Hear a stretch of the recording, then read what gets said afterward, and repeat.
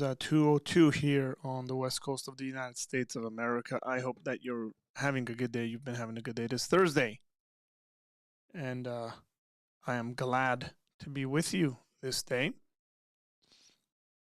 We're going to jump into it. We don't have a guest for interviewing today, so we are our own guests. I got a couple of things queued up that we can reason through and discuss, but we'll wait for folks to jump into the chat, to jump into. That's what I want.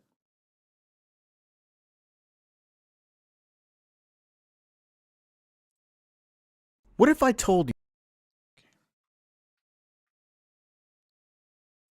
Sorry, I just saw something that I've been doing research on because I'm relearning how to use Photoshop and Adobe Premiere. So I saw a tutorial that is exactly what I need. So drop a comment, hit that like button. Let me know what's going on Fire for Jesus. What's up? Smite that like button. I guess so.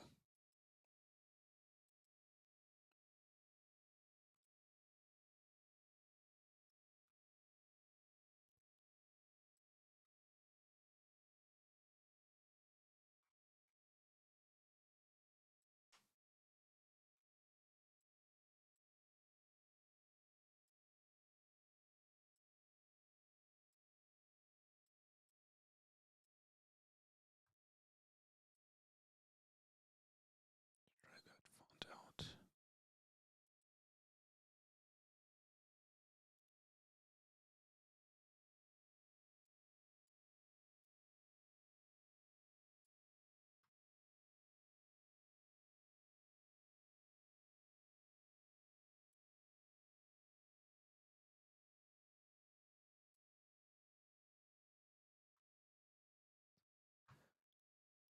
What's up, David? How you doing, man?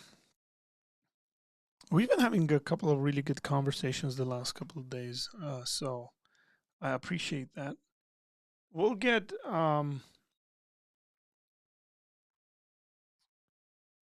we will get Discord up and running soon, so you guys can join us. Now I actually have a video queued up. I would like to watch, and I think the video is pretty self-explanatory itself, but I saw it this morning. I shared it on Instagram. But yeah, we just open conversation today, folks.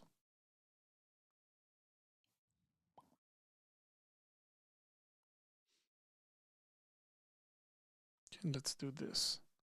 This is really cool. Well, for those who don't know who this man is, you should get to know him. Okay? So check out the YouTube channel, Red Pen Logic. He does a really good job breaking stuff down. And let's watch this video together. I liked it quite a bit. Oh, hi there. So there's a video of Canadian Conservative Party leader that's gone viral because it's, well, awesome. It features Pierre Poilievre eating an apple while being interviewed by a local journalist. The end result is a masterclass in how to respond when you're in conversation with someone who disagrees with you. Take a look. On the topic, I mean, this looks fake, sort of but it's actually real, I guess. But just the way he is, his demeanor and stuff, it really looks fake. in terms of your sort of strategy currently, you're obviously taking the populist pathway. What does that mean? Well, appealing to people's more emotional levels, I would guess. I mean, What do you mean by that? certainly you tap very strong ideological language quite frequently. Like what? Left wing, this and that, right wing. I mean, it's that type of ideological thing. I never really talk about left But or right. anyways, I don't really believe in that. Okay, a lot of people would say that you're simply taking a page out of the Donald Trump book. Like which people would say that? Well, I'm sure a great many Canadians, but Like who? I don't know who, but Well, you're the one who asked the question, so yeah. you must know somebody. okay. I'm sure there's some out there, but anyways, Some the people point say. of this question is, I mean, why should Canadians trust you with their vote, given, you know, not just the sort of ideological inclination in terms of taking the page out of Donald Trump's book, but What are you also talking about? What page? What page? Can you give me a Okay. page? Give me the page. You keep saying in terms of turning things quite dramatically in terms of Trudeau and the left wing and all of this. I mean, you make quite a, you know, it's quite a play that you make on it. So I'm I'm not just sure. wondering. I don't know what your question Okay, is. then forget that. Why should Canadians trust you with their vote? Common sense. All right, let's cut it off there. I want you to notice You gotta just ask the guy, hey, why do you think people should vote for you? But like, it's throwing in, oh, you're a populist, this, that. It's interesting. two things about this interaction. First, Pierre Poilievre uses no less than 7 simple questions to disarm this journalist. Notice how the reporter accuses Poilievre of taking the populist pathway and using a page out of Trump's playbook. In response, he neutralizes these accusations by 2 simple questions, or at least 2 kinds of questions. The first is, what do you mean by that? This is the clarification question. When someone says something and you're not sure what they mean, or someone calls you a name, or someone makes an accusation against you, it's important to clarify what they mean. In this interview, Poilievre is accused of obviously taking the populist pathway. In response, he asks, what do you mean by that? This is a brilliant question. Before he can respond to the claim, he needs to get clarification on the claim. So he asks, what do you mean by that? The second question in Poilievre's arsenal is, how do you come to that conclusion, or some variation of it? This is a demand for evidence. When the journalist accuses Poilievre of using very strong ideological language, he asks, like what? Rather than get defensive or lose his cool, Poilievre simply asks for some evidence for the claim. When he's accused of taking a page out of Donald Trump's book, he asks, what page? Give me the page. Unfortunately, this reporter thought he could get away with slogans rather than substance, and these questions put that on full display. So the first thing I want you to notice is Poilievre's masterful use of questions. Second, I want you to notice how comfortable Poilievre looks during this entire exchange. Doesn't he look totally relaxed, just enjoying his apple? This isn't a coincidence. By skillfully using questions, he's able to stay out of the hot seat and in the driver's seat in this conversation. Questions keep you safe, even when you're being questioned by a journalist. So whatever your political leanings, I think we can all appreciate this masterclass in using good questions in tough conversations. Yeah, I agree. The interesting thing is that the individual that is questioning him is not prepared to give the answers. Mr. President, right? He's extremely unprepared to ask in answering the question. Oh, you're a populist. Based on what? Like no answer. So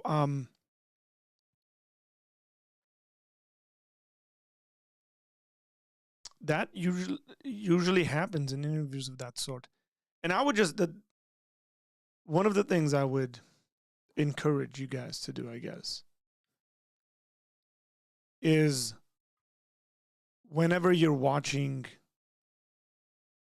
interviews and whenever you're watching television or whatever, YouTube, and people make claims, especially those who are running the news, see if they're actually answering any questions or they're just claiming certain things. So that could be, so and so is a liberal, or so and so is a racist bigot, or something like that. See if there's any grounds for it. Or are they just making claims and that's about it?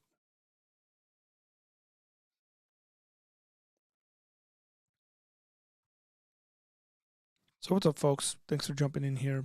What's going on? Hit that like button. Let us know what's going on. Keanu, how you doing, man?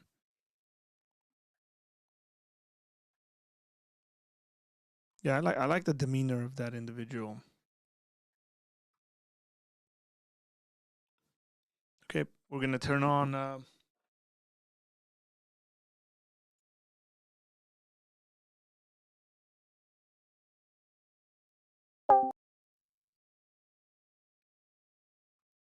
always bugs my ears.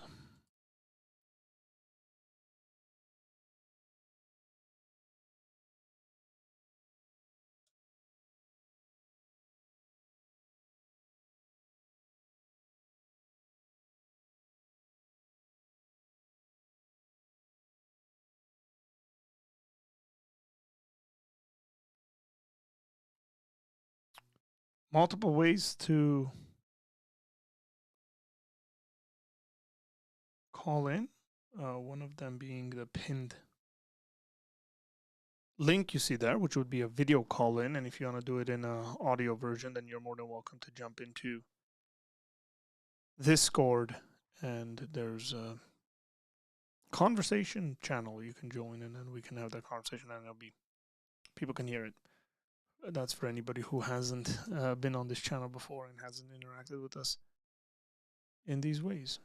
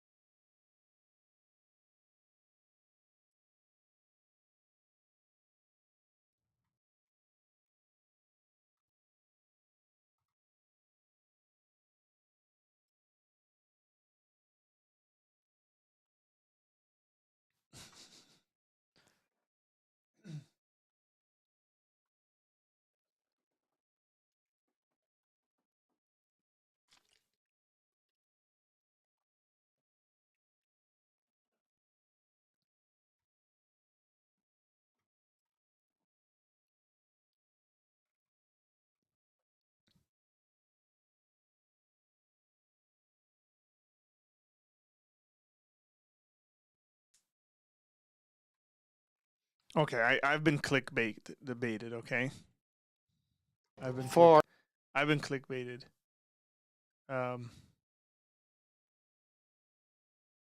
This is from a channel called Daily Dose of Wisdom. My guest on the podcast today is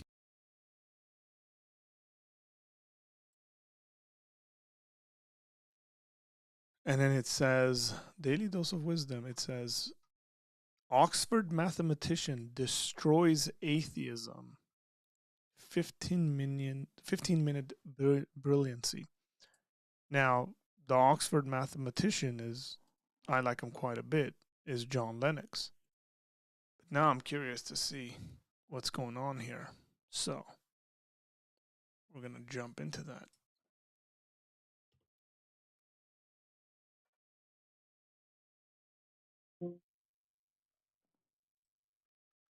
Or not being an atheist as a scientist, it's not that I'm a Christian, it's because I can do science. Because the only thing that makes reasonable the effectiveness of mathematics is my faith in God.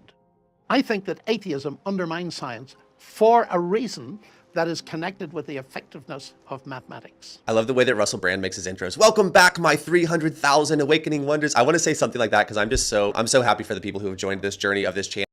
Oh, okay. Whether you're a seeker, a skeptic, a believer, you're welcome here. Let's reason together. This particular video is very interesting. It's John Lennox in the south of France. He gets into some really, really big questions. I'm going to rattle off a few here as a way of teasing you guys. So what is the difference between the mind and the brain? What is human consciousness? Is it reasonable to trust reason if the universe and reality itself is purely material, and much more? It's an amazing clip. And then I'll give you guys some of my thoughts as well as a very poignant C.S. Lewis quote that kind of ties all this together on the back end. That being said, let's do it. What it narrows down to is the very interesting fact that mathematics works.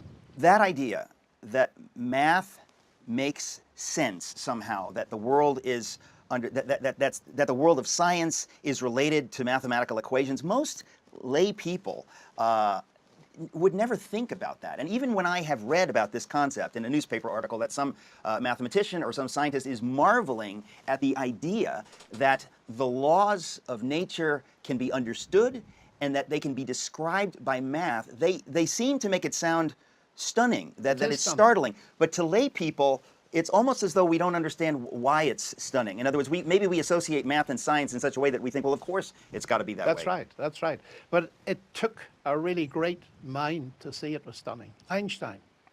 Albert Einstein said the only incomprehensible thing about the universe is that it's comprehensible. And he was clever enough to see there was an issue. Eugen Wigner, who also with Einstein won a Nobel Prize for Physics, he wrote a paper which is much loved by mathematicians in 1961, and he called it the unreasonable effectiveness of mathematics. The unreasonable Yes, effectiveness. now that's very interesting. Yes. In other words, you shouldn't expect mathematics to work. Now, Richard Feynman, the great American Nobel Prize-winning physicist, said the same thing. It's just stunning that it actually works.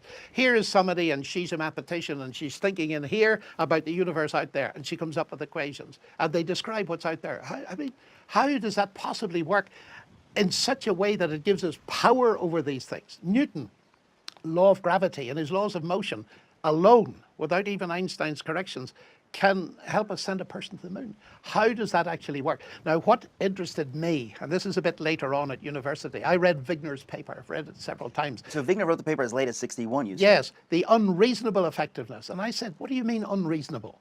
What is the worldview that's driving that verdict? And that opened a whole world to me that wasn't apparent in terms of its significance until the last 10 years or so, when I saw how powerful it is.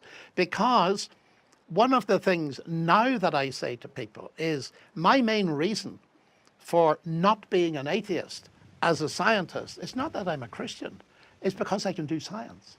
Because the only thing that makes reasonable the effectiveness of mathematics is my faith in God. That's a very radical statement. It's a very radical and statement. One almost never hears that statement, even from people speaking on the very subject on which we're speaking. That you're saying that not only are science and God compatible, you're saying, no, in a way that's wrong. They're not merely compatible. Science drives you to believe in God. That's right. Let me make it even more provocative, because I can tell that you're quite a provocative guy and I like it. You see, let me put it this way.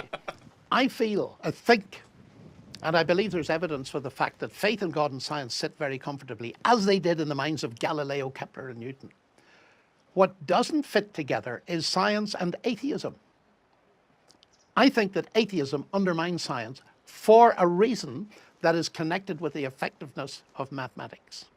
So we should properly be challenging atheists far more than they challenge people of faith. Well, that's right. And I can unpack that a little bit, Yeah. if you like, Yeah. because it is a major argument these days. You see, we have this trust as scientists, as mathematicians, in human reason. I like that editing genius in there, throwing it in there, like continuing the video, putting that screen on. That's interesting. Well done. I don't know about this channel. Anybody? Maybe somebody's recommended this channel to me. I'm not sure. But Daily Dose of Wisdom. We rely on our human reason to get to our conclusions. Now, in the 1940s, C.S. Lewis was writing about this, and I think people didn't really grasp what he was saying. What he was saying is this. He said, any theory of mind that undermines the validity of human reason cannot be true, because you reach that theory by reasoning. Okay. Again, this is another heavy one. I want to pause. Yes, it's beautiful. These are big ideas, but they're very, very important ideas.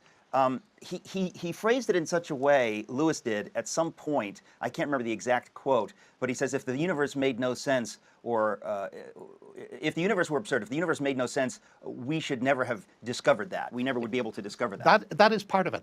That goes down to the root of it. And the reason for it, and he put it brilliantly, but it wasn't in the center of the big debate, not to the extent it is today. Because what's happened in the last 4 or 5 years is that a very prominent atheist is beginning to use Lewis's arguments. And that has changed the balance completely. And who is that? It's Thomas Nagel. In New York City? In New York City, NYU. that's right. That's right. But if you like, I'll backtrack a bit so that we can unpack this so that it makes a kind of sense. Yeah. Lewis is suggesting that if you undermine the validity of reason, your theory's wrong. Now, I'm suggesting that that's why Wigner said mathematics is unreasonably effective, because his worldview which was atheistic, followed to its logical conclusion, actually destroys rational thought. Yes. Now, let me put it in the form of a discussion I frequently have. I tease people, my fellow colleagues. They like being teased, you see. And I say to them, tell me what you do science with. And of course, if they're in the physical sciences, they'll tell me about some very expensive piece of equipment. They've got $1 billion. I said, no, I don't mean that. I mean, oh, they say, you mean my, and they're about to say mind when they remember it's not politically correct to say mind. So they say, I had no idea things have gotten to the point where it's no longer politically correct to say mind. oh yes, you've got to say brain. The mind is the brain because everything is physical. You see. Okay, everything can be reduced to physics. I was going to say let's make sure that that's clear to the audience. Yes. Because this is an amazing idea. The idea that the mind is not the same as the brain. The idea that if we were only moist robots, as somebody disgustingly put it, computing meat. Computing meat. If that were the case, then in effect, anything like a computer ought to develop consciousness, but nothing that we ever know of except humans has consciousness. So the mind is separate from our mere brains, but it has gotten to the point, and I just wanted to annotate that or underscore that you're saying that in the world of science at Oxford, people are afraid to use the word mind because it implies that there's something beyond the physical material brain. But yes, that's right, but it's not all people. If we step back from this, let's put this in a bigger framework. What we're up against in the culture is the logical conclusion of a materialistic view of the universe. See, let's go back to Socrates and Plato because that'll help make things clear. In the world of their time, about 300 BC or so, the Greeks were divided in their view of the big question. What is the nature of ultimate reality? Now, Socrates, Plato, and Aristotle all believed in the gods. They believed there was something more than the physical universe. But Democritus and Leucippus, who were geniuses because they developed the atomic theory. And the atomic theory is one of the most important things ever discovered. Richard Feynman actually made a very interesting statement. He said if all of science was lost, all of science was lost, but there was one result that we could preserve to pass to the next generation, just one, it would have to be the atomic theory. That everything is made of atoms. Now, atomos means indivisible. We know they're divisible, but the basic idea is there is stuff, very tiny stuff, and everything, but everything is made of that stuff. Now but I have to say, as proud as I am to be a Greek, the idea that someone in Greece in the 4th century, Democritus, came up with that idea, how in the world, without going into this too much, but how could they back then have come up with this idea? Well, by a brilliant piece of reasoning. They could take a piece of wood and they could cut it and it was smaller and smaller and smaller and smaller. And they reckoned there must be a point at which that process stops by something that couldn't be cut. And this is the basic stuff of reality. But then they made a leap that this would be all of reality. Now that view barrels up through the centuries and it sits in Oxford. It's in fact the dominant philosophy in Western academia. And we call it materialism. Now there's another version which we call naturalism. They're both atheistic. They both deny anything beyond, but some give a little bit more weight to the existence of mind that's independent of matter. Now, if you are a materialist, then you're going to say that when everything else is said, mind reduces to brain. That's all it is. Brain reduces to physics and chemistry, and all we are is physics and chemistry. Now, back to my little story, you see. Let's suppose that's true for a minute. And I say to my friends, tell me what you do science with. I do it with my brain. Tell me about your brain. I have great fun with this. Tell me about your brain. What is the brain? Give me the short story. Well, the short story is the brain is the end product of a mindless, unguided process. And I look at them and I smile and I say this, and you trust it. You trust it. Now tell me honestly, and I let this sink in, if you knew that the computer you use in your laboratory or any of the instruments was the end product of a mindless, unguided process, would you trust it?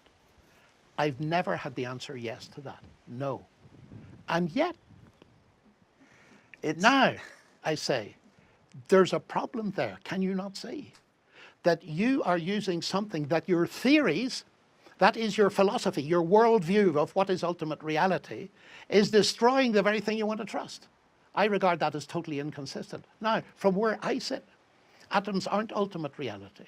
Ultimate reality is God, who is mind. You've got it exactly the wrong way round. The fundamental stuff of the universe is not mass energy, it's spirit. God is spirit, he's not material. And therefore, I believe mathematics is very reasonably effective because mathematics, being a product of the human mind, is a reflection of the God in whose image we are made. And that is why science rocketed up in the 16th century, because that's exactly what Newton and company believed. Okay, so here's what C.S. Lewis said that I think ties this together really nicely. He said, unless human reasoning is valid, no science can be true. Men became scientific because they expected law in nature. They expected law in nature because they believed in a legislator or a lawgiver. And I think this is a really interesting point because I've noticed that in a lot of these clips where you sort of have like an atheist and a Christian talking about something, on the atheist side, there seems to be this bedrock assumption about reality, regardless of what question in particular is being asked, that things just are as they are. It just is what it is. You often see this when it comes to the moral question. You see this when it comes to the comprehensibility of the universe. But I love this clip that we just watched because it kind of peels back that layer and actually asks a deeper philosophical question. Well, wait a second. Why is this actually the case? Why do things add up? Now, there's not just an evolutionary explanation for this, because this actually has nothing to do with evolution. Evolution is, from the beginning of life going forward, and we're not even getting into evolution right now. This is a deeper, broader question about the comprehensibility of the entire universe and the way that humans fit into this vast physical system of the universe. So the bedrock question is it more reasonable to believe that we have a mind and consciousness and intelligence that are derivative of a mind, consciousness, and intelligence in the form of the original mind, which is God, or that we have a mind as a byproduct of matter? What is more reasonable to believe? But then there's the secondary question of what do we mean by reasonable, and how can we even trust this idea of reasonability, which is the point that Lewis is making in this quote, and ultimately the point that Lennox is making as well. And so the first time I watched this video, frankly, some of it kind of went over my head, and I didn't understand exactly why the questions were actually intriguing, but there really is something here. Maybe you have to pause and reflect on it. There is something here that I think we can easily take for granted, that upon further reflection, we realize we ought not take it for granted. And the more that you ponder these questions being raised by Lennox in this video, the more that you realize that the reasonability of the human mind is best seen in light of the original intelligence, which is God himself. And obviously this entire thing is just, as I often say, just a stepping stone towards ultimate reality. This doesn't prove that Jesus Christ is Lord. This video is not about that, but it does raise questions that bring about thought. And I think these questions can be helpful stepping stones to break one out of the paradigm of pure materialistic atheism. And for that reason, I like this clip. I hope you guys did as well, and I'll see you guys in the next video. That's cool. Yeah, I love those conversations, by the way. I think that was mentioned. These are the sorts of conversations Arthur loves. Yeah. I mean, what can I add to what John Lennox has to say? So, just keep it there.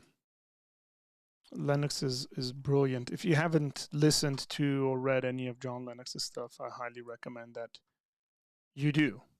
It's really good stuff. I just remembered that my good friend, Vocab Malone, sent me a video a number of days ago.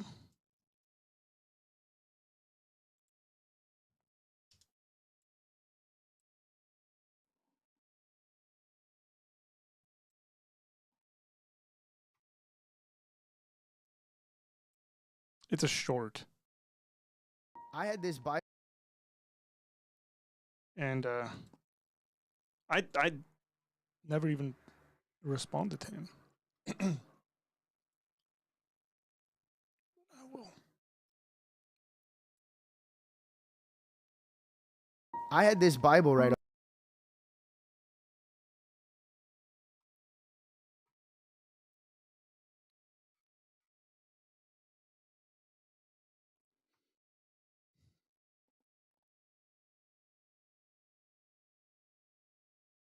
So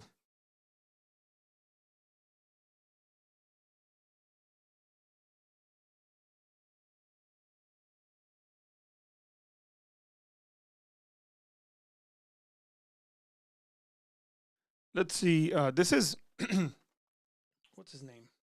George.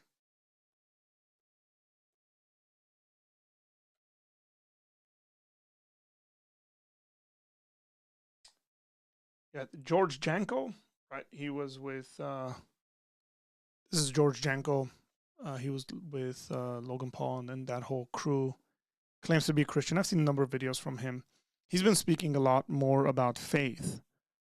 Now, I've seen things where I'm just like, you're not knowledgeable enough. You probably shouldn't be talking about these things. You might actually be confusing people. But hey, it is what it is. So this is a video that was sent to me. And let's watch it together, guys, and then see what's going on here, okay? Over here, and this is a Bible that I was really liking, and then I just want to show everybody this one. This is my Assyrian Bible. My parents, they would always tell me like, hey, don't go away from this Bible. This Bible is very true. Like it doesn't take anything out of it. And I never understood this. And then I'm reading Matthew 17 in this Bible, man. And this is the craziest thing. In this Bible verse, in Matthew 17, Peter is trying to cast out a demon. And he can't. And then Jesus comes and he goes, look at your little faith that you have. Casts out the demon.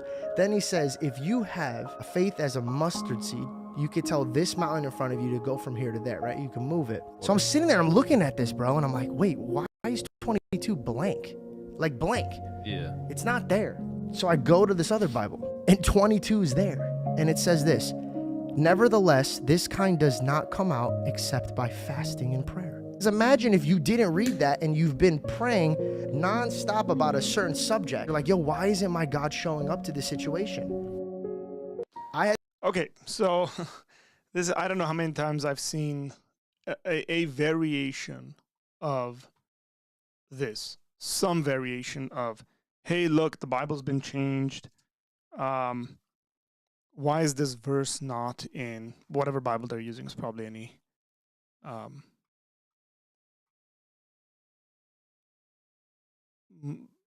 modern translation, right?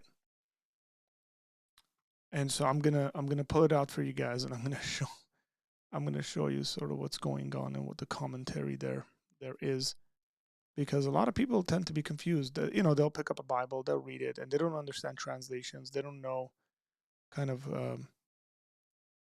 what to do when it comes to these things, and then they get really confused. So let's see.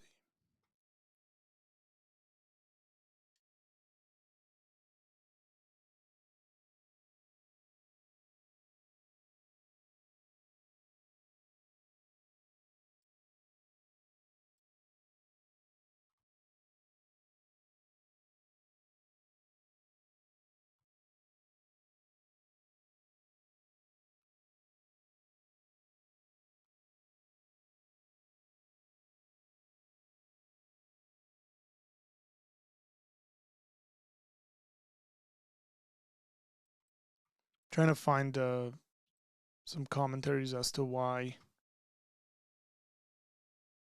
that's not there and stuff like that. So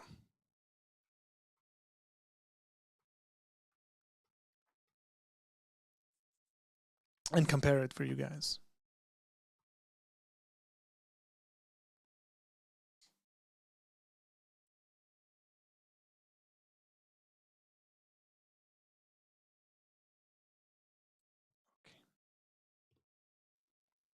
Okay, so here's what we're looking at. So this is the King James Version, and the King James Version will say, okay, and you notice here that the King James Version has verse 21. What you're going to see in the NET Bible is that there isn't a verse 21. It's 20, and there's no 21. And so you might say, hey, why is there no 21? That's a really good question. It just jumps to 22. And then you're going to see in the English Standard Version, any modern translation, you're going to see 20, and then it's going to jump to 21. Now, it's important for you to know that verse numbers are not inspired, right? But clearly there's something taken out from this passage. So there must be a reason. So, because of your unbelief, for verily I say unto you, if ye have faith as grain as a mustard seed, you shall say unto this mountain, remove your, so on and so forth, and shall be removed, nothing shall be impossible unto you. How about this kind goeth not out by but by prayer and fasting. That's verse 21. Where the NET Bible, you're going to see it says, if you have this faith of a mustard seed, you tell it, move from here, so on and so forth. Nothing is impossible for you. And then verse 21 is missing. You go, what's going on with verse 21? Why is verse 21 missing? And in the ESV, verse 21 is missing. You go, what's going on? They've changed the Bible, X, Y, and Z. I'm not going to get into the King James onlyism conversation, but people who are King James onlys would argue for it. Now, if you pay attention to your Bible, and you're going to have some kind of a note, if it's electronic, you're going to have something like I have right now. Let me see if I can make this bigger.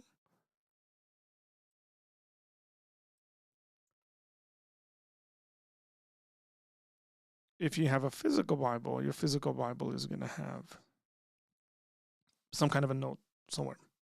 It says, some manuscripts insert verse 21, but this kind never comes out except by prayer and fasting. Just because it's the Syrian Bible doesn't mean it's correct. It could be that the manuscripts they're using are not as later of manuscripts for their transitions. Okay, now if you go to the Net Bible, which is, it gives you a better commentary when it comes to the words. The Net Bible will tell us this.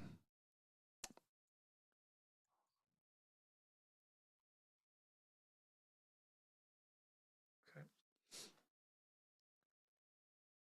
1721. But this kind does not go out except by prayer and fasting. The verse is included in, and then it's going to give you that reference. So the verse is included in these manuscripts essentially, which is in the Latin, but is almost certainly not original. As B.M. Metzger notes,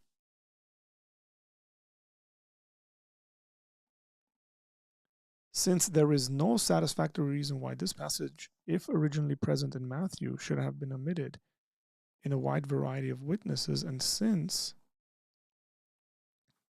and I can't see well, since copy is frequently inserted material derived from other Gospels, it appears that most manuscripts have been assimilated to the parallel in Mark 9:29. The present translation follows the Novum Testamentum, which is the Greek, okay, in omitting, this is the NET's thing, that they're omitting this verse as well, okay. This is not some weird conspiratorial thing, is what I want you guys to understand at the end of the day. Like, we can debate whether it should be in there or shouldn't be in there, but it's not some conspiratorial thing that you might see on the internet that, oh, you know, they, whoever that they are trying to take parts of the Bible out so that we don't pray and fast or something like that. You don't need a passage like that to tell you that you need to be praying and fasting. There are plenty of places in the Bible that teach us to pray and fast. Okay? For various reasons. This is my issue with folks like this, is that they're new to the faith. They don't know how to study the details of translations and what happens and why it happens, why people include or exclude certain things. They've never looked into it. And then they grab things and compare them and go, oh, look at this. Like, I remember seeing a video that was very similar to this, where the guy was like, this is my mom's Bible. This is the Bible my mom used every single, and it's a King James Bible. Like, nobody, I'm being a little facetious, I guess. Nobody cares it's your mom's Bible. Your mom used the King James Bible, because that's what the Bible in her generation, predominant Bible was that she used. And that's great. She used that Bible, right? That's what she had. That's what she used. It's like, oh, look at this modern translation that we're using. It's excluding things. Well, yes, there's reasons for it. And it's not necessarily excluding it. It's actually got a little note for you that tells you what's going on. It'll be on the bottom of the page usually, whenever they do that. And then they'll give you a reason as to why that's the case. There is no conspiracy. Stay away from spreading stuff like this. People ignorantly share this sort of stuff out, develop it and change it into some kind of a weird conspiracy. And it is not a conspiracy. There's serious scholarship that works at these things.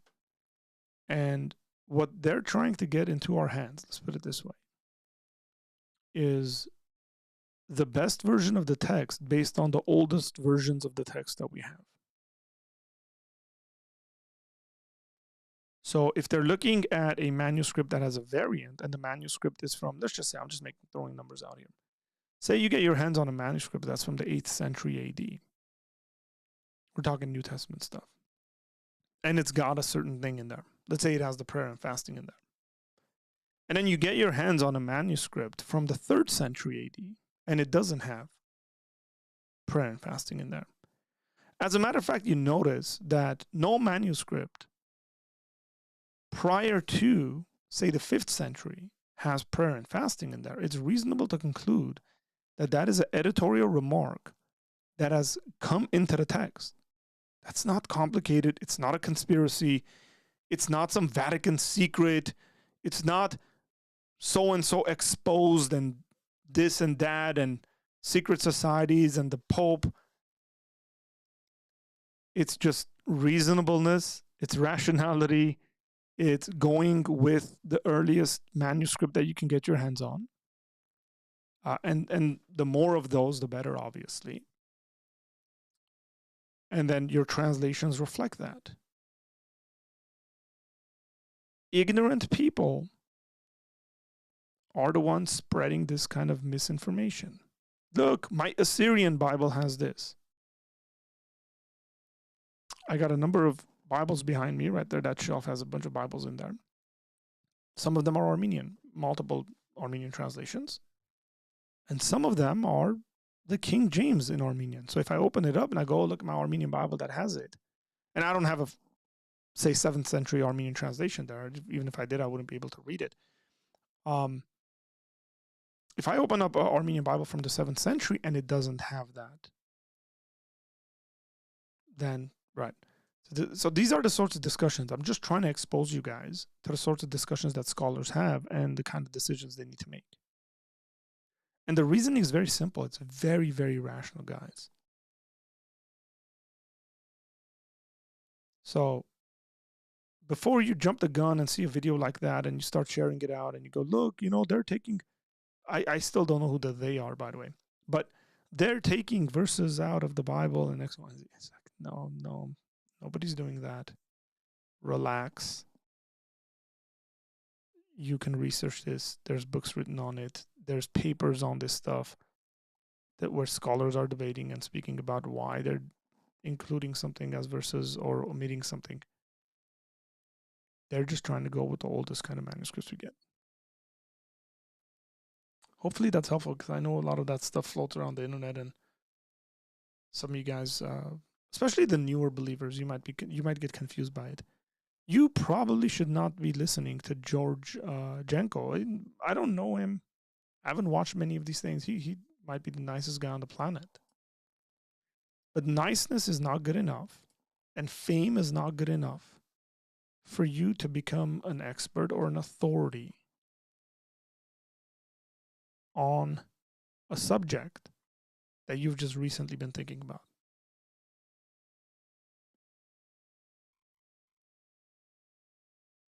God bless you guys.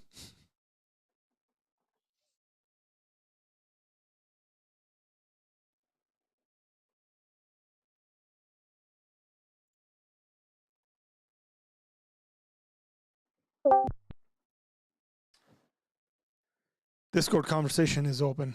So David says good advice. Thank you.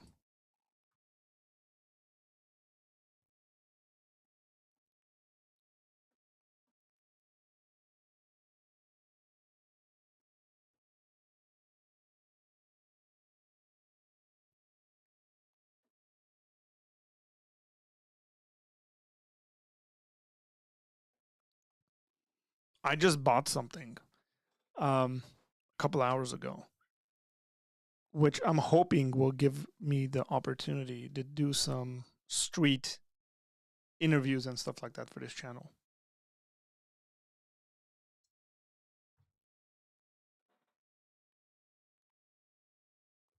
So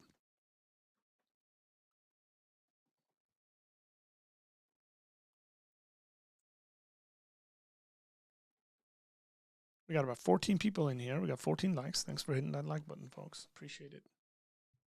But you're more than welcome to jump into the Discord conversation as well.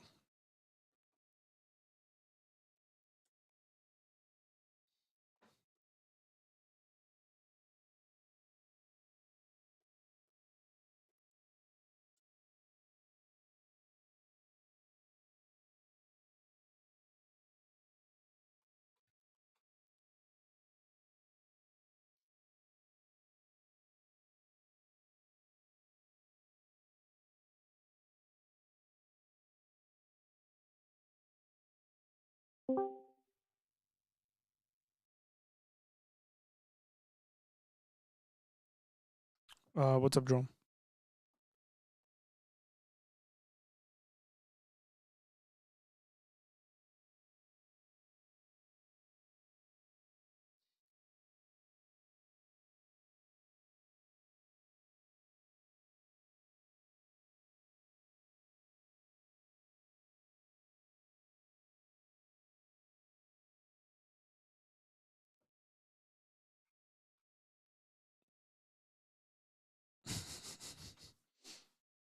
I just saw the comment.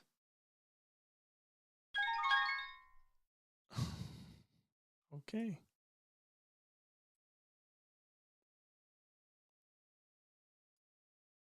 How you doing, Sean?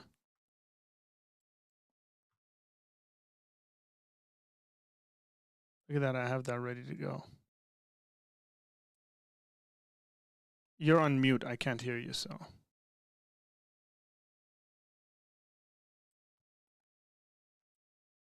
Let's see. Can you hear me now? Oh, yeah. There we are. Yeah. Okay.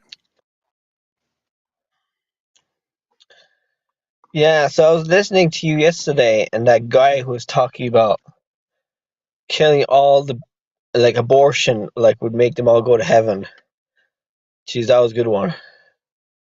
I never thought about that one. Yeah. Well, Did you hear that one before? He wasn't saying that. Was he a Christian? He was, yes. He is. Not he was. He Yep. is. Well, that is Mike. I That thought it is was a Mike good one. Ross. Mike Ross. Sorry, Mike Rose, not Mike Ross. Mike Rose, who is in our channel regularly. Well, what he said there was, he probably heard it from an atheist, like, to debunk religion. But, like, it is a tough one, like, how can you answer that one? I mean, I Well, think you answered it, but I don't remember. yeah, I don't want to rehash yesterday's conversation. I think we did a pretty decent job, I think, of trying to explain how that is a question that gets answered from like within your worldview, that you're going to deduce what is a possible kind of result. I tend to hold to a view that kids, well, it's the stuff that you believe. So, for example, so let me ask you this, Sean. When do you think it is not justifiable to kill a child in the womb? Or do you think it's always justifiable? Well, I'm quite conservative as an atheist. I would say, like, some guys, like, abortion in Ireland, it was only legalized like a couple years ago. I know. And I think it's like in the first. Horrendous decision. I think it was like the first couple of months you're allowed to abort. And I think you're allowed. My opinion would be you're allowed to abort before they can feel pain. And then when they feel pain after that, no abortion. But that's my opinion, okay? Sure. No, that's fine. Let's reason through that. I'm kind of like Pine Creek on that. That's fine. Let me ask you a question. What would be the difference between a child who can't feel pain and then somebody in a coma who can't feel pain? Oh, and then we kill him in the coma. Yeah, that's essentially the thought experiment. Yeah. Say somebody's in a coma and they can't feel what you're doing to them. Would it be justifiable to kill them? Yeah, they're the moral dilemmas or something. Yeah. See, that's why morals are again, tricky. it's not a clear cutoff. Like, it doesn't seem to me it's a clear cutoff. Like, oh, yeah, by the way, 6 weeks in, they start feeling Yeah, pain. but you can't be extreme on both. I don't think we should be extreme on both sides. I'm in the middle on that. Well, do you think it's ever justifiable to kill innocent people? To kill innocent. Well, we do it all the time in war. Like, No. Okay.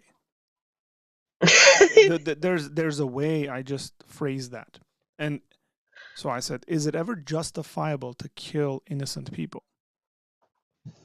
If it happens in war, we would remember in war they use a certain kind of word for this, right? They call it collateral damage, which I hate that term, by the way. yeah. But that's the justification, right? It's like, oh, we were going after the enemy who's a combatant. The Bible has an excuse as well. It's killing and murder. It's an excuse. But it's still murder. In normal morals, I think killing and murder is the same thing. But humans made it up to excuse their... No, I think the people who wrote the Bible, who differentiate between killing and murder, they just want to make it an excuse because they know it's the same thing, but they just want to make an excuse because morals are subjective, so they make words up to excuse their... I mean, to be fair, there is ways of killing. There is ways of killing. I mean, that's why there's vegans and the whole morals about that. Yeah. But I'm just saying you're like that sidetracking. abortion... Let's not do that. So I'm just saying there's some vegans that agree with abortion, which is weird. Isn't that Even interesting? Yeah, I mean, I'm like, what the fuck? I'm like, even late-term abortion, I'm like, what the fuck? Anyway, so it's tricky. The reason why I asked, so your worldview, the reason why I asked is that your worldview is going to dictate what your view of children is and when they are humans or should be considered humans. Okay, right. And it comes down to what we were speaking about yesterday when it comes to what's called explanatory power. What does that mean? So does it have, is it powerful to explain a situation? What? And I think my view has much more power to explain a situation and for what I believe, say, as opposed to yours. What do you mean your power? Like, what's the most your explanation is more powerful. Prove me that now. Okay, so why should we? So I don't think we should abort children at any stage in a pregnancy. And prove me using your powerful argument that you're right. Because I would say it's completely arbitrary. There's no hard line dividing line between when a person feels pain, between when you have a heartbeat, because all this stuff is constantly in development. Brain waves, I mean, these things are constantly in development and change and growth, which human beings continue growing. From the time they're conceived, there's growth to death. And there's different stages. So, for example, you brought up pain, and I gave you a response by saying, well, where does that put people who are in comas? Pain cannot be like whether somebody can feel pain or not, cannot be the deciding factor. That's actually pretty weak explanatory power. Wait, so you're saying that if someone is feeling pain, we should still not kill them or murder them? If somebody's not feeling pain, if somebody's not feeling pain, we have no right to go and kill them. Okay, so you're saying that if a baby in the womb, like a cell, like 2 cells, like what's the earliest you can abort a baby? What's the earliest? I don't think you should ever abort a baby. Well, God does it all the time with what's it called, a natural abort. No, He lets happen. Yeah, well, God lets people die all the time too. So what? Okay, so going back to your one there, so he was saying if we aborted all the children, this is my hypothetical now. If we aborted all the children that were born now, there would probably be more people in heaven than in hell, hypothetically, in the future. You prevent more people from going to hell. If you aborted everybody, obviously you'll make the human race go extinct, but you'll make more people go to heaven, basically. Yeah, this isn't that complicated to me, by the way. Like, so you're like really into climate change and caring for the earth and stuff like that, right? Right. Okay. Would you commit genocide against half the population of the earth? I would do it in a nice way. I would say, guys, okay, we're destroying the planet. We have to abort all the kids. Wait, you just said you would commit genocide in a nice way. Are you listening to yourself? Well, if it's a hypothetical, right? If you want to save the future of the human race and you have to kill a lot of people to save the future generations, I would do it. It's like, you'd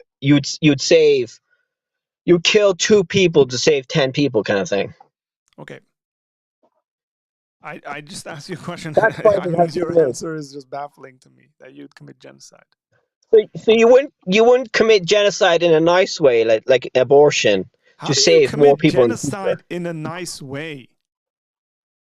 Well, you can murder them. You can murder them at a young age, like 2 weeks, 1 week, and like reduce the human population that way. Listen to yourself. Or wear a condom. What? It's what abortionists talk about. It's called family planning. It's called eugenics. It's called the Holocaust. It's what Hitler tried to do. No, family planning is not eugenics. It's just about controlling the human population. Go read the founders of the family planning movement. So you're saying that abortion is all about eugenics? Yes. You think abortion is all about eugenics? Yes. No, it's not. It's about reducing it's about controlling the human population to not make it over consume the human. It's about eugenics. Not make. And who made you king to decide who lives and who dies? Well, you think God does it, but humans are smart enough to control themselves too. Really? Atheists are educated, Sean, and they can read the future. Sean, do you know who Margaret Sanger was? Right. Yes, I know that Hitler copied the Americans, and Bill Gates is related to one. No, dude, I don't care about Bill Gates. Yes, I know all the conspiracy theories. I used to be one. Margaret Sanger thought that black people shouldn't have kids. Yes, I know there's racists that are involved in abortion. Okay? You think racism is wrong. But abortion is not all about racism. Abortion is about. Is wrong. Hang on. Do you think racism is wrong? Yeah, racism is wrong. Yeah. Why? Well, in a perfect atheistic liberal society, I think in the future we will be all atheists, have family planning. You seem to have a lot of blind faith in that. Well, the whole point of life is to have progress, and people think like this. If you're going to accuse Christians of having faith in the stuff that we have Christians have the same goal. We have Christians have you have unreasonable faith. Yeah, but you have a faith of like you think Jesus is going to come back and fucking bring you to heaven. You think that Israel is all about the end of the world. You have crazier ideas than the atheists. Relax, bro. Hang on, man. Chill. Well, dude. not you, but I'm saying Christians think that. Yeah, a lot of Christians do. Christians believe false things. Yeah, I wouldn't deny that. Yeah, and atheists too. I'm just saying that there's woke atheists and crazy atheists, and I'm one of the woke ones. I think I could be wrong though. But you believe you believe you should commit genocide in a nice way. Yes, that's hypothetically. I don't want to do it now, but if you want to save the planet, let's say, and you have to control human population, you can do it in a nice way. How bad would it have to get for you to save the planet?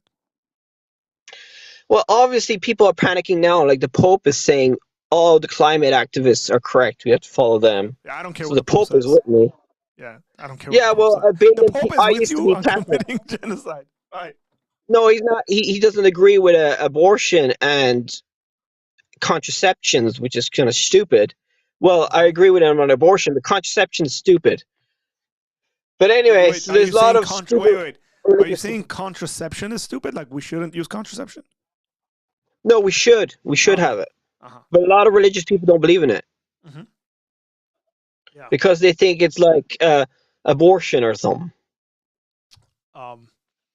No, they don't think that. They think that the natural byproduct of human sexual activity in a monogamous marriage should be the result of children, which are a blessing from God. Yes, but if everybody thought like you, like like the Muslims, that's what they believe in as well. Then if everybody was religious, like Christian and Muslim, So it'll be overpopulation. would you be for getting rid of the entire Muslim population because they have too many kids? No, I would just Why educate not? them. But even if I did educate them, they still wouldn't believe me because Why they do still you believe think their you're book is there. smarter than them? Like that, look at the arrogance in that. That's the whole point of I life. would The whole point of life educate is them. I would educate them. because education is all about you being smarter and teaching dumb ones. It's all You think, education so is you all think about. Muslims are dumb? Well, they're not as educated as some people. Yeah, Really? I wouldn't say they're dumb. I'd say they're ignorant. They just haven't got the education. Dude, you're saying some insane stuff.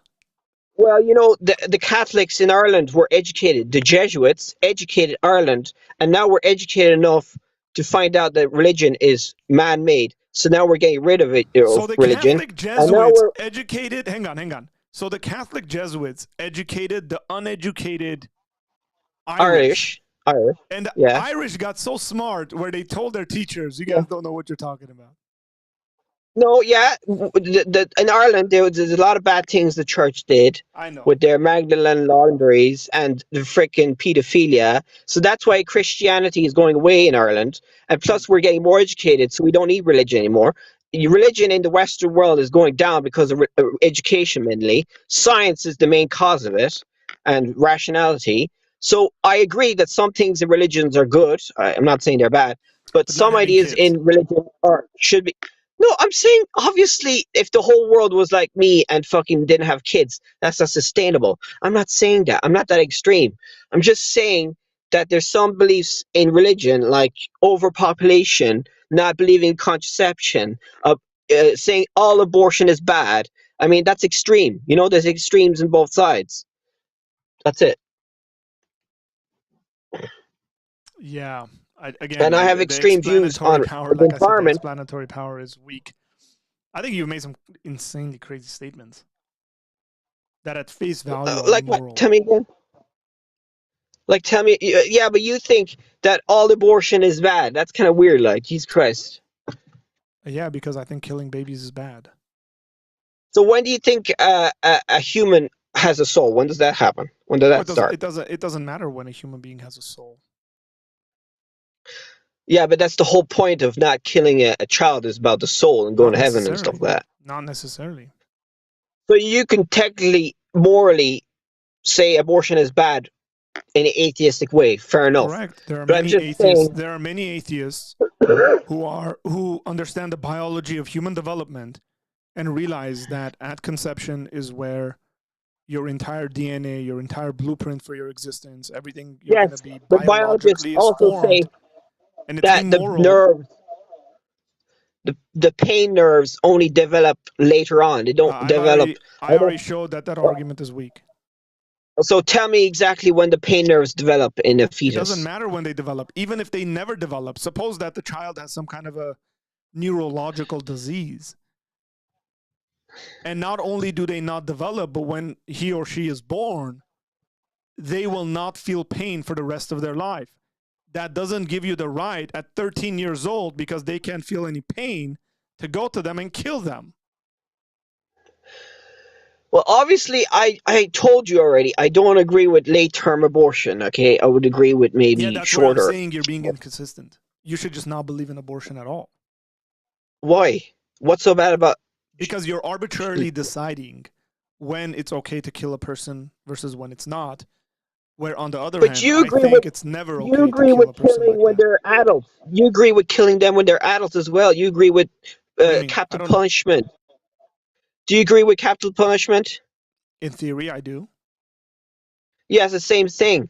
No, it's not, because there's a very important word here, and that's called justifiable. Okay. Yeah, but you could You're have not abortion punishing- justifiably as well. You're not punishing a baby in the womb, where when you get an adult who commits a crime, there's certain punishments they're going to receive for their actions. The baby hasn't done anything. Yes, but you could abort a baby that doesn't feel any pain. It's not that bad, is it? Of course it's bad. It doesn't matter whether they feel What? pain or not. Okay, so your hypothetical world, how would you treat? So let's say in your hypothetical world, we ban all abortions. You would have to have loads of what they called it, foster parents to take care of those aborted. And would you abort a child? Hang on. You realize that the problem is a good aspect of this. That a good aspect of this problem is that people willy-nilly have sex. Talk about education, my friend.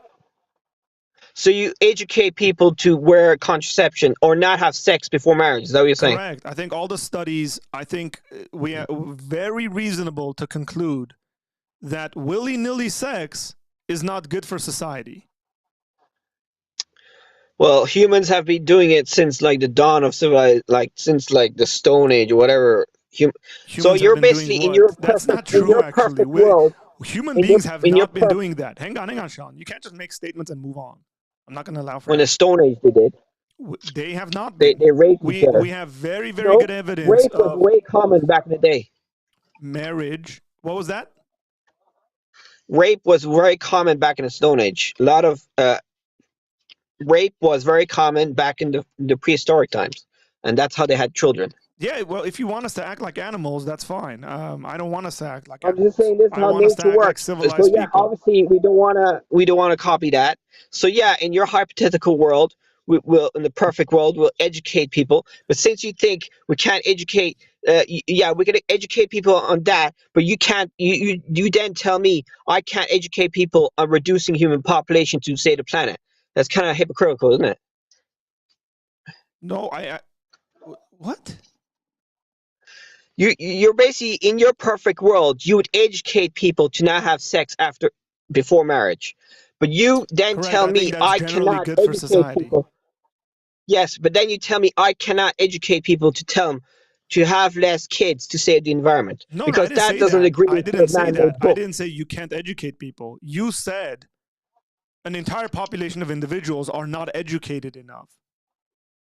Yeah, but it's the same with you. You're implying that a lot of atheists are not educated on morals and stuff like that about sex. No, I'm just looking at the practical outcomes of Western society and what willy-nilly sexual relationships have gotten us.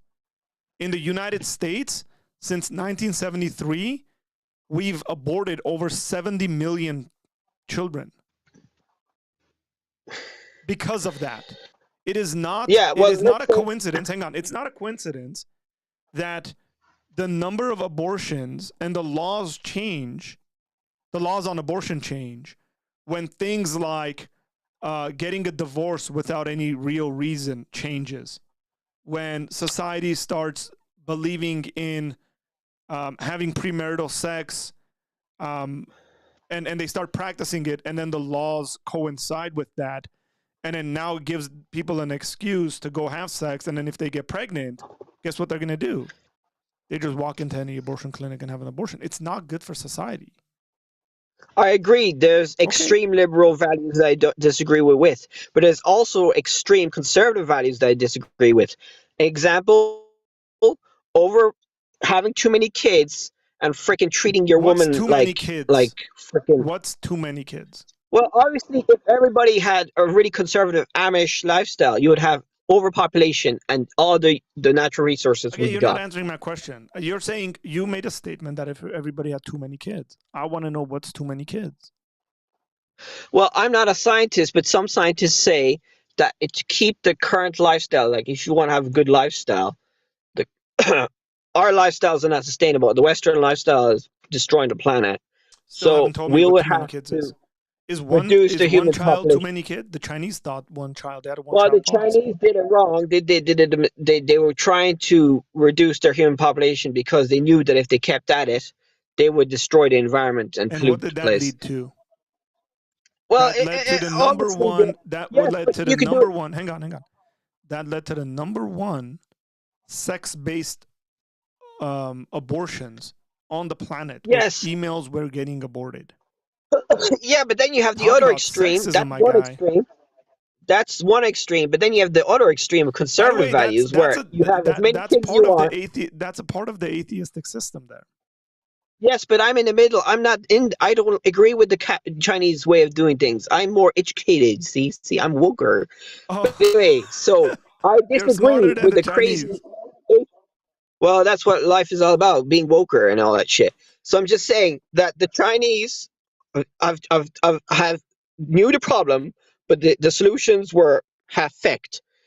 The conservatives, Christian or religious people don't know the problem is there, don't even care about overpopulation and climate That's not change. true. They think God. Hey, they think hang on. Do you have a lot of Christian friends? My mother is one. Okay. Do you have a lot of atheist friends? My father is not really. Okay. Just here's a simple thing for you to go look at.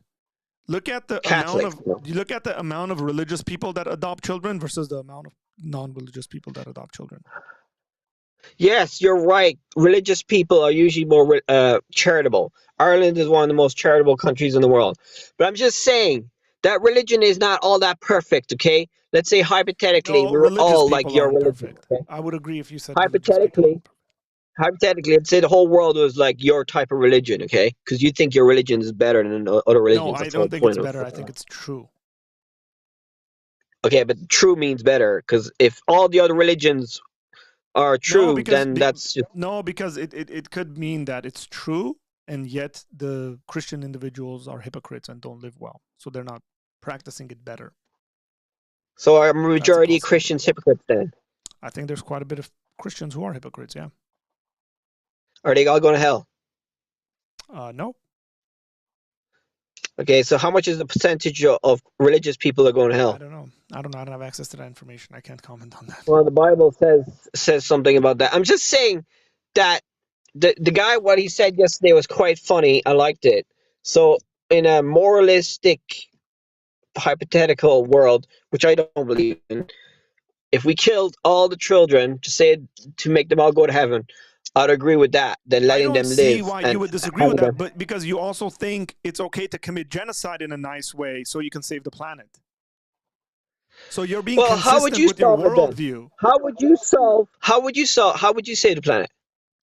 Not commit genocide.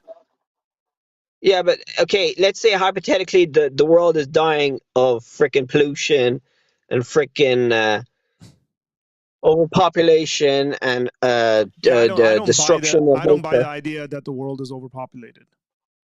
Okay, let's say the world is getting destroyed, the environment is getting destroyed. How would you solve that in your Christian views? By being responsible, by doing what the Bible tells me to do. The Bible in the book of Genesis tells humanity that we are to be good stewards of the planet and to care for it well. Yeah, you haven't really done that very well, have you, Christians? We have, actually. No, you haven't. America is one of the biggest polluters in the world. You just admitted that it was the Christians that educated the Irish public. Yeah, but they educated us not on... They educated us on science and stuff, but they didn't educate us on environmental things as much. We only know about this environmental stuff since like 100 years. That's not true. No, the religion... Okay, Jesuits and stuff like that didn't know about the environmental stuff back in the day. They knew about science and stuff like that, but now we learn more about the environmental problems. But yes, the Pope knows a lot about it now because he's a chemist. He studied chemistry. But the solutions are still not ideal. I think there has to be more extreme things. If there's an extreme problem, we need extreme solutions. Yeah, that again, and I don't want to accuse you of various things, Sean, but no, obviously if there's a problem, like it's the same thing in Gaza, in Israel. Their extreme solution to fucking Gaza is to fucking make them all leave fucking Gaza. Is that a religious problem? Yeah, it's mainly religion. And the Jews think, well, the religious Jews, I think half the Jews in Israel are atheists anyway. That's true. Well, I don't know if it's half, but a good amount of people, yeah. A majority of Jews in Israel are atheists, so they would disagree with the Orthodox Jews. Are mad. They think that they want to destroy that temple there in the fucking Jerusalem. They want their Jesus to come back, or whatever, the Messiah to come back. So a lot of this problem Not to has to do come with back, to religion. come. It's because Christianity and Islam hates the Jews Christianity because doesn't they're hate the competing with Jews. each other. You realize Well, it's Christian. all about religion, yeah. Well, it's the whole point of the Holocaust. Oh, Sean, man, I can't. It Like, was you the realize Catholics. Christians worship somebody like who was Jewish. Yes, Hitler was a bit Hitler was not religious. a Christian. He Don't was all repeat mad. nonsense. He put religion in his Mein Kampf. He had a bit of religion in there. The Hitler Jews was were not a hated in Christian. Europe mainly because they created communism, and they were also Jew because basically Christianity didn't like the Jews. So in the medieval times, the Jews were treated badly, so they couldn't own land. So that's how they invented banking. So so basically, Judaism was hated because of religion mainly since history. So the whole problem of the Middle East, of Israel, is mainly religious. Why is it that the That's the whole point atheists? of Why is it 9/11. that the atheists in Cambodia, the atheists in China, and the atheists in Russia committed mass genocide against their own population and especially religious people? I thought they're supposed to be Yeah, enlightened. that's true. The atheist communists are bad too. You're right. Why? I'm just saying that not all problems in this world has to do with religion, obviously. But I'm Well, that's saying true. I mean, I specifically don't in disagree Israel. with that. I'm just saying I that mean, look, specifically in Israel, it's got if a the lot to do with VAR religion. if the VAR during the Liverpool game gets their decision wrong, which they did, that's clearly not a religious problem. Yeah, obviously, I'm just saying that the problem in Israel has a lot to do with religion. Well, And that's to solve obvious, it, man. I think Like, you're not saying to anything solve it, that's I think that the atheists are gonna have to go. Okay, guys, you extreme religious people, the extreme Hamas, the extreme religious people, they have to control themselves. Okay, guys, okay, your prophets are not coming back. Okay, your imaginary things are not coming back. Okay, obviously we're racist. Get used to it. We're all racist. Yes, all the borders of the world is actually kind of racism. All the countries in the world are racist. But anyway, I'm just saying that you have to live together, okay, you Muslims and you Jewsies and you atheists, and live peacefully in this shithole planet and try and make it better. Because if we don't, we get World War III and then Jesus comes back. There you go.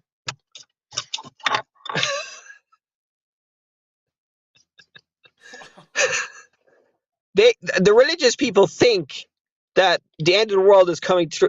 A lot of religious people think now, with all the climate change and all the shit that's happening on this planet, that the end of the world is coming back. The Muslims think so because they're tall towers and stuff like that. And what else? So I think that in the next couple of years, going to be bad things happening, and all the religious people are going to panic, and they think that Donald Trump is the Antichrist.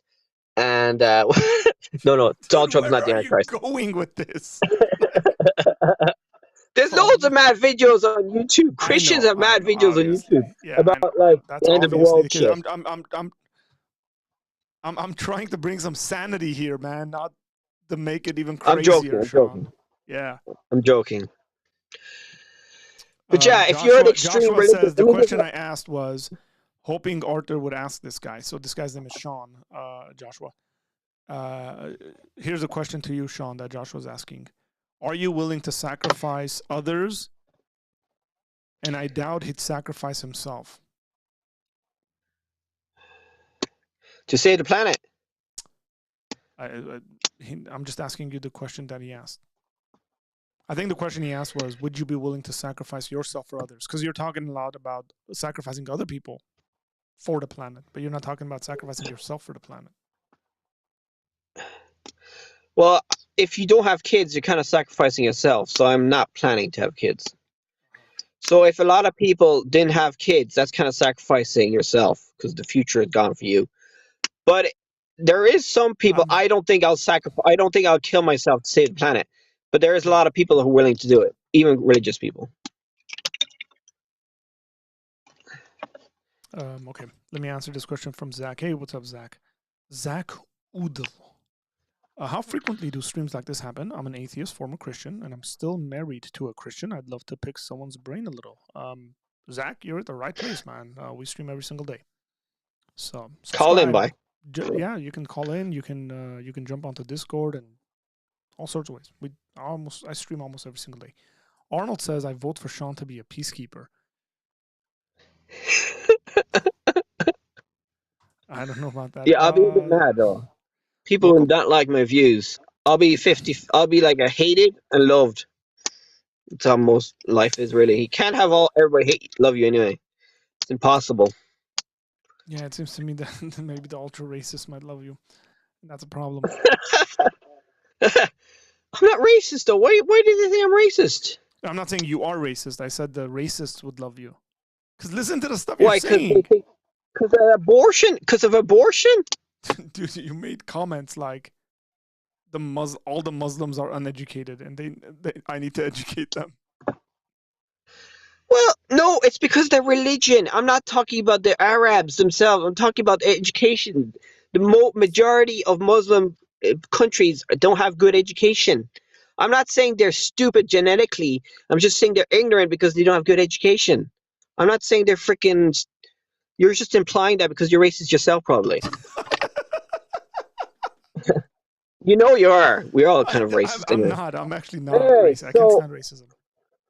Well, everybody's racist in a bit. But we just every country that says they're not racist, when you have like 50% of your population come in as, I mean, the whole world is kind of racist because everybody has their own countries. So I think every single country that has border is kind of racist. You know what I mean? Do you have a house? So yeah. So if the whole world was one hang on, Sean. Can anybody come into your house and live in your house? Yes, that's why the racists don't say that. But I'm just saying I'm asking that you if the whole world... Can people I just know come into what your you're house gonna and say. live in your house? You're basically going to say that, yeah, obviously you don't want immigrants. But I'm just saying that if the whole I'm not talking world about immigrants. had I'm no just saying like border, an Irishman, like a good Irishman. Right? let's say the whole world hypothetically had no borders, okay? Mm-hmm. Because that's not, like John Lennon said, and no religion, and what did he say? freaking no What did John border. Lennon say? It's in the song there. What's the song? No, it's a famous John Lennon song. No borders, no religion. Imagine I'm a dreamer. All the people. Is that no? That's not Imagine All the People. Yeah, imagine. That's the song, yeah. But anyway, so John Lennon thinks like me. But to be fair, I'm a bit more racist than him. But I'm just saying that the future of the human race, if we don't want to kill each other as much as now, we'll have to have no borders. And we'll have to have one world government and stuff like that. And one world language. Stuff like that. You have quite a bit of unjustified faith in people that they would actually just get along. Yes, that's why I'm a doomer. That's why I think the human race doesn't have a great future, because the environment is fucked. The politics is fucked. Well, not everywhere is fucked, but some places are getting worse, like America is getting worse. Europe is getting worse. The Middle East is getting worse. You think China is getting better, but no, their economy is... In this song, he says, imagine no possessions. Yeah, it's communism, basically. But I'm just saying, he's not all right, okay? He's not all right. But some of the things he said are good. Oh, I can't take this seriously. So this whole planet is fucked, you know? There's mad ideas out there, and we're killing each other because of ideas. Other than your accent, your just general demeanor reminds me of my favorite character in the movie Braveheart. What's his name? Steven. Mel Gibson? Well, Mel Gibson's movie, but there's an Irishman in the movie whose name is Steven. Oh, that guy. The crazy guy. Who says, I'm the most wanted man on me island. And that one other dude says, you mean Ireland? He says, aye, it's mine. Yeah. He's kind of all over the place. You crazy. I heard Ireland had the most mental health institutes per capita back in the 18th century. So there's a lot of crazies in Ireland, but not as much now, I'd say. There's a lot of crazies. Well, it's probably because the English. It's probably because the English too. To be fair. Oppression. Yeah. It's the same with Gaza. I'd say they're all mad over there. That's why they did a terrorist attack. They're not all mad. Well, It's a all the select crazy group of Muslims people. are mad. The Hamas is mad, my friend. Yeah. Yes. Yes. And the ultra-Orthodox are mad too. Yeah, I don't know much about the ultra-Orthodox. I don't see ultra-Orthodox people doing terrorist acts. Yeah, but some Muslims say that the Zionists were actually atheists. The Is that Zionists are true? not ultra-Orthodox. Yeah, but the Zionists are the ones that won in Israel, and a lot of Muslims say that the Zionists are twats because they're mainly atheist, secular. So they don't like the Zionists, but some ultra-Orthodox don't agree with the country of Israel. So the Muslims are using that to say that Israel should not be around.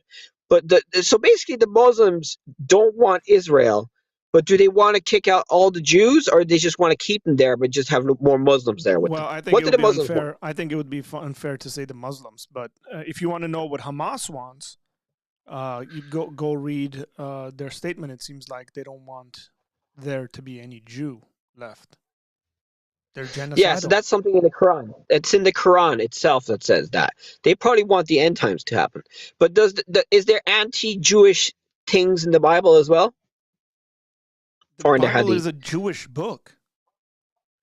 Yeah, but that's the Old Testament. All the But like, is there writers any of the in the Bible, New Testament? all the Bible writers, New and Old Testament, are Jews. But Paul criticized the Paul Jews, is a didn't he? Jew. No, Paul but says yeah, I he is know. a Jew. Paul says he is a So Jew of Jews.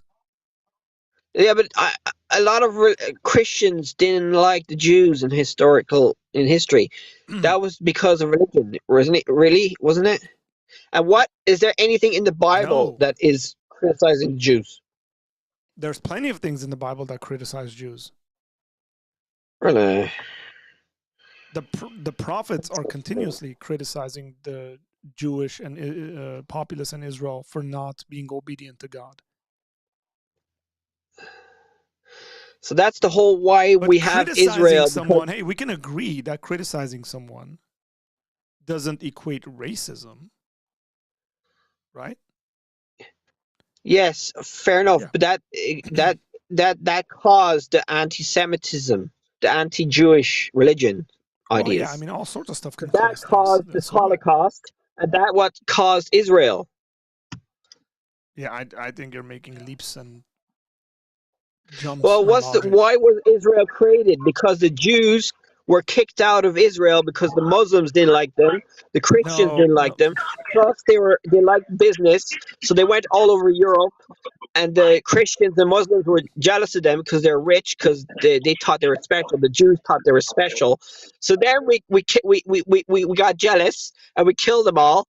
And plus the Muslims too. They didn't do it as well as the Europeans, because Europeans know how to kill. But anyway, so the Europeans killed 6 million of them. A lot of Christian people don't believe that. All the conspiracies. Hey man, you're gonna get my channel. You're gonna get my channel banned. But this is it. This is actually what people think That's deep like down, but they such don't a say about bad view of the historical facts. Well, I think really, I've got it pretty well. I think I've got 79% right. I think you're probably 69. at like 30%. No, I think you're actually feeling embarrassed to yourself. You probably do agree with me. I'm just saying that the religious people were jealous of the Jews because they had all the money, so they killed them all, and then they all moved to Israel. That's not true. Okay, so why was Israel created? Was there Jews there before? Were the Ottomans letting them live there, or were they had to pay the jizya tax and then they left because they didn't want to pay the jizya tax? No, there was people that there was people there. They were paying taxes. There was Jews and Arabs and Christians in that land. So why did they create the Jewish state? If because Jews weren't in that land, why do we have reports from the Middle Ages during the Crusades where people are killing Jews? Yes, I know, but I'm just saying, why did the Jews want to go? A lot of them leave their Western countries and Muslim other you gotta places. ask the British for that. No, the British did that because they knew the Zionists in I don't know where they're from anyway, England or America, lobbied them because they wanted a Jewish state because the Jews were persecuted in those Western countries, so they wanted to be safe in Israel. But they weren't safe in Israel because there was other people that hate them there as well, like Muslims around them. So that's the whole thing about religion. It's all mainly religious. If it was political, let's say everybody was atheist, right? And the Jews were very smart. They are a race that If were everybody atheists, that were was smarter. atheist, would all this stuff stop? Well, let's say, okay, there will probably still be racist hate because humans are naturally exophobic, but there'll be less of it, I think. But I could be wrong. Do you know what I mean? Well, yeah, I mean, you didn't really answer much. You just said it could be, but I could be wrong. Yeah, obviously, let's say hypothetically, it's already happening. The Jews are becoming more atheistic. It's only the ultra orthodox that are growing a lot because they have loads of children. But the atheism is probably growing in Israel. Um, so, but the leadership in Israel is conservative, so they agree with the religious side. Because most conservatives in the Western world and everywhere is usually linked to religious ideas. Yeah, I don't know. I frankly don't want to continue this conversation. Because you know I'm right. You're not. I just don't want to continue it. I'm 66% correct. It was 70. You went down to 66. I think you're like 30% right on your historical facts. And that's just like happenstance. But anyway, so that's my rant there. I said what I thought. Thanks for calling in, And, Sean. all right, I'll let you go. Man. See ya. I'd like to know, and Sean, you can put this in the comment section, but are you offended?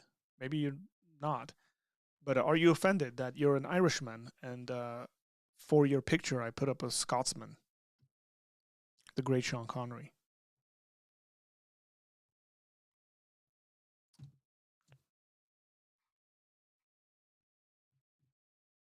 I'm not. Guys, I will not farm clips from this stream. I really will not. It's really bad.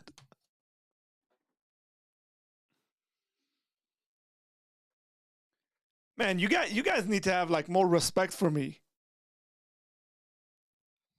I'm not one of those folks. Come on now.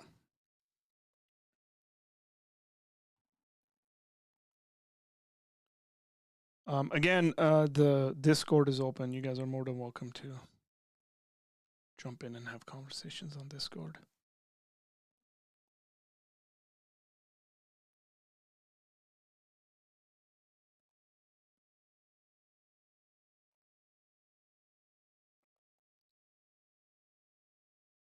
I'm not. I really will not. Like, wow. I think there's been plenty of chances for me to form all sorts of clips and come up with shorts, and I haven't. So.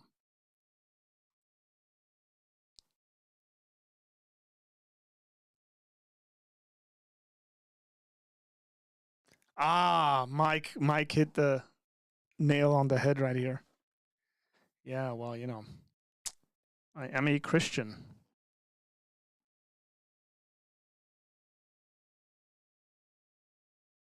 And that means something.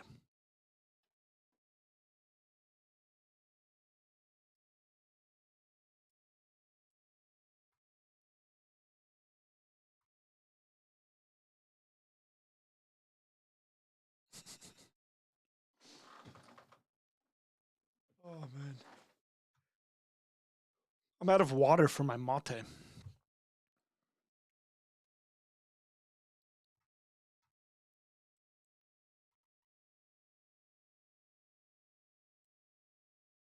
This has been an interesting stream, y'all.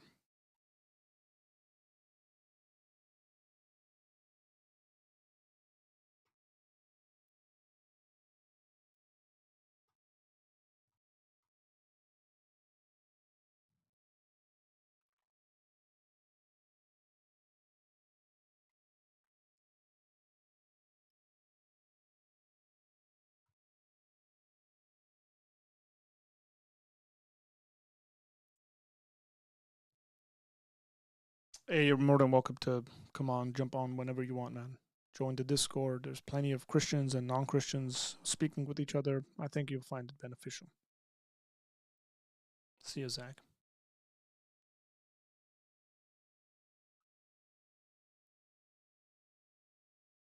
Yeah, well, Jerome, I'm not.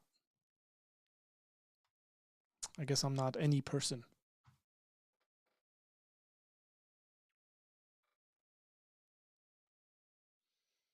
There are things in life that are more important than getting views and all that stuff.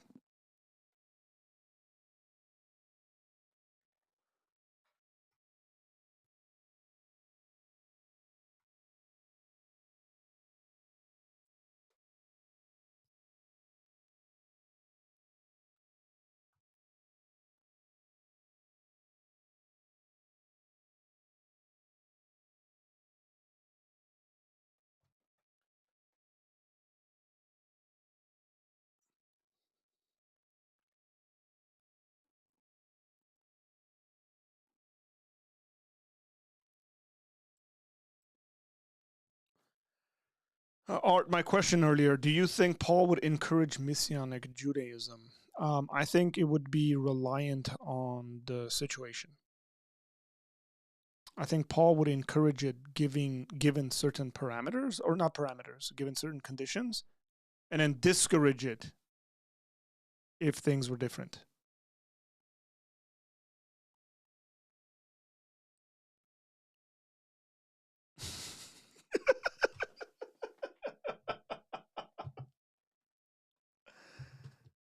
Work.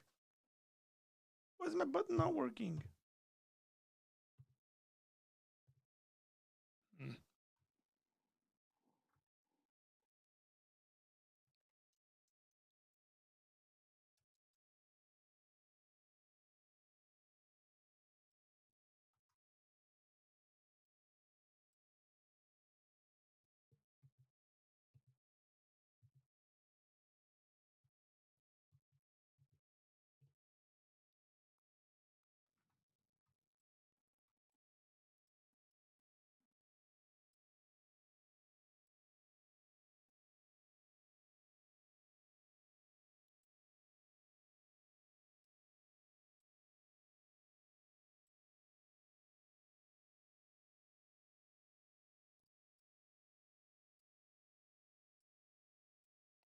My buttons aren't working for the audio. I was gonna play This Is a Sickness.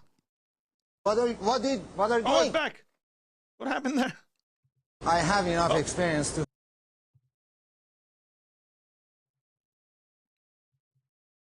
I have enough experience to handle you.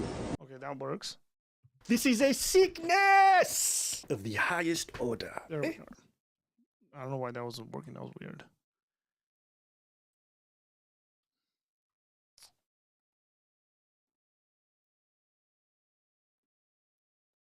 Good to know that I won't ever get clipped. Well, I don't know if you ever get clipped. I wouldn't say that, but not in a conversation like that.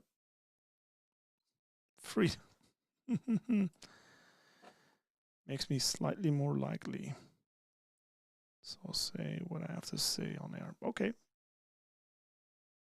Yeah, I just wouldn't trust it unless we'll have the conversation and I can take it down right after. Where in the New Testament does it justify capital punishment, and how far can we extend it to? Such as, it is okay to stone a kid for talking back to their parents. Nowhere in the Bible does it say it's okay to stone a kid for talking back to their parents. That's a misunderstanding of that passage. So yeah. Nowhere. Oh yeah, he talked back. If you go and pay attention as to why, by the way, he's not just stoned randomly. He's taken to court for it. The parents take the child to the city gates, which is where the court is, which is the elders of the city are there, and they take him to court, and there's accusations against him that are brought up, and those accusations are legitimate. It's not talking back. He's a drunkard, he's X, Y, and Z. He's a lawbreaker, essentially. The New Testament doesn't really talk about capital punishment in that sense. I don't have an issue someone not believing in capital punishment. I think the Bible in Genesis speaks about capital punishment and says that this is essentially the way when it comes to murder and stuff like that. I think there's capital punishment. The state has the right to punish people in various ways. That would be the equivalent of saying, where does it say in the New Testament that we should send people to jail for their entire life? Nowhere. That doesn't mean we shouldn't. Or for 20 years. It's an argument from silence. So I don't want to go into all the details of developing a biblical argument for punishing people. I think that's pretty commonsensical that we, as a society, we punish wrongdoers and evildoers. Like I said, I'm for capital punishment. I don't think all Christians need to be, but it was a personal question that was asked of me. In theory, but I might not be for it in practice, given the society and various things within that society. So.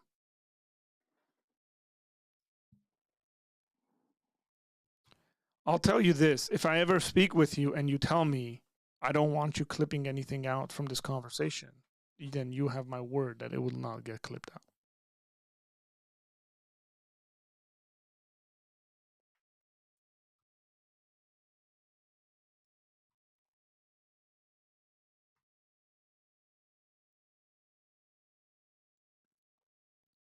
Oh, 3 days ago.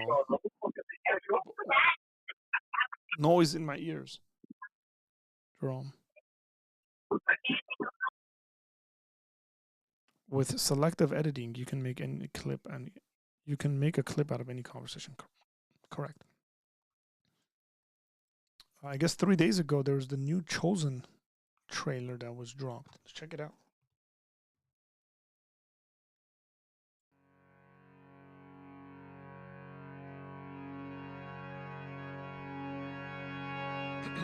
It's time. What wondrous love is this? Oh, my Listen carefully soul. to my words. Oh, my soul. There are those for whom this will set off a series of events. What wondrous love is Oh, they're gonna. That's John the Baptist beheading.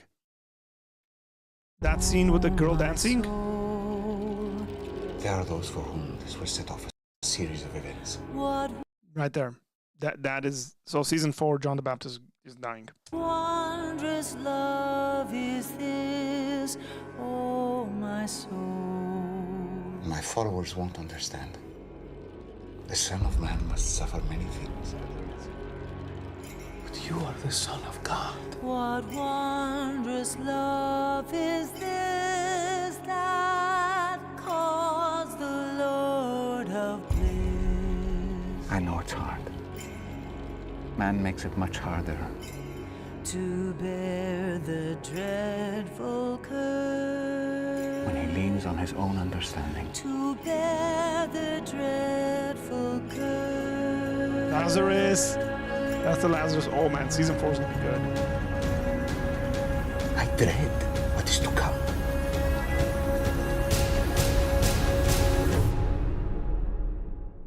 Story nearing its end.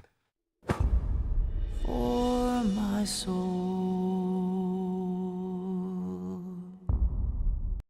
Coming to theaters, February.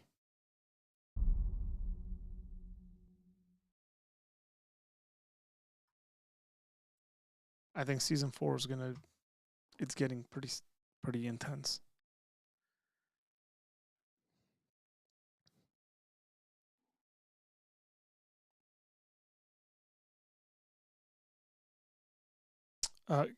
Keanu, that's not what I said.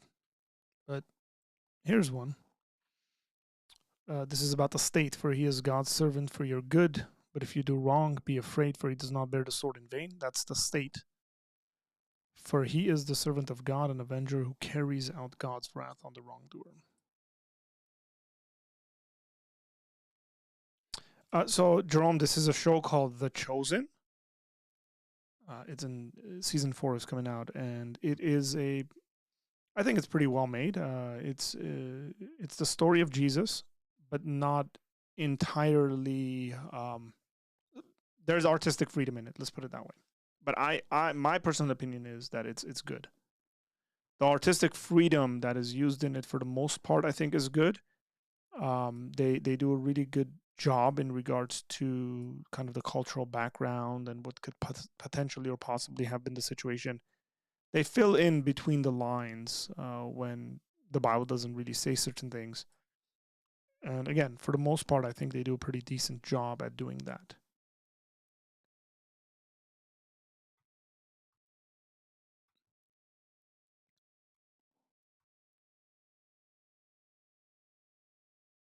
So it's not canon. Yeah, it's not quoting straight from the New Testament.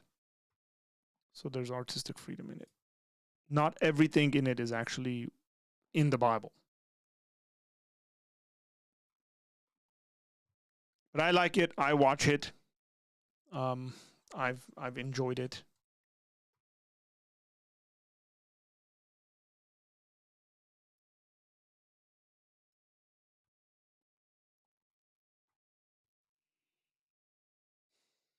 Okay. Well, shall we call it a day, ladies and gentlemen? We've been on for an hour and 47 minutes.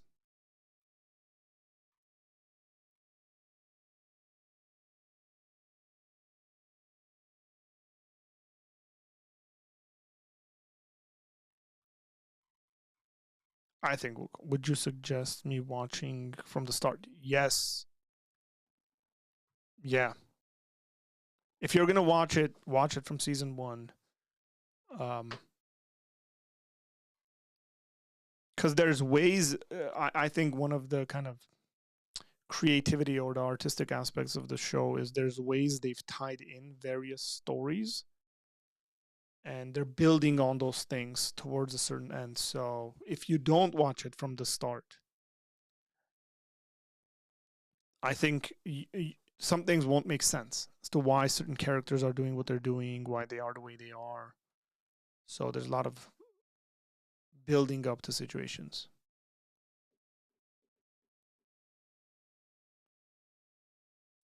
So again, a kid talking back is a wrongdoer. Nowhere in the Bible does it say you punish a kid for talking back.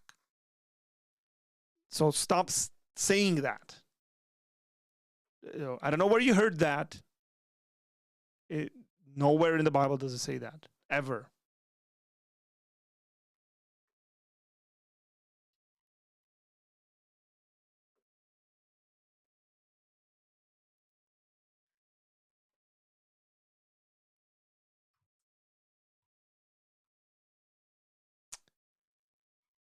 Okay, I got a number of things to do, so we'll call it a day. Hey, thanks for hanging out, folks. We will see you guys tomorrow. Because tomorrow's Friday. Hang on. Got to make sure something. Tomorrow's Friday. Yeah, we're good. We're good to go. Okay, see you guys tomorrow. Take care. God bless you. Be well.